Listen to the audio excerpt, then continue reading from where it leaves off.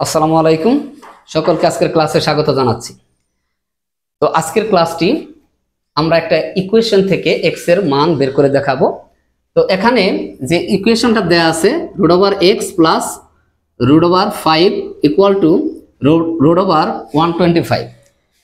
তো এখান থেকে যদি আমরা এক্স এর মান বের করতে চাই তাহলে অবশ্যই 125 এটাকে আমাদেরকে ভাঙিয়ে মানটাকে নির্ণয় করতে হবে। তো চলো আমরা শুরু করি। এখানে এই যে √x আমরা এটা লিখলাম √5 ইকুয়াল টু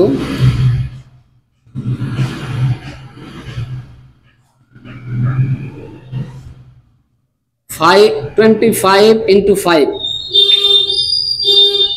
125 কে আমরা এভাবে ভাঙাতে পারি। ওকে, এখন এখানে √x প্লাস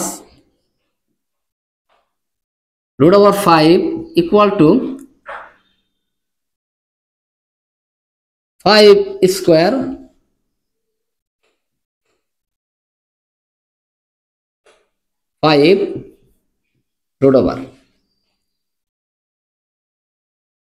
√x প্লাস √5। এখানে আমরা কি এই সংখ্যাটাকে দুই ভাগে ভাগ করে লিখতে পারি। ওকে, √x √5 এই স্কোয়ার এবং রুট ক্যান্সেল হয়ে যায়, এখানে 5 √5। এখন আমরা যদি x এর মান বের করতে চাই তাহলে আমাদেরকে পক্ষান্তর করে, অর্থাৎ এই √5 কে আমরা যদি রাইট হ্যান্ড সাইডে নেই তাহলে মান বের করা সম্ভব।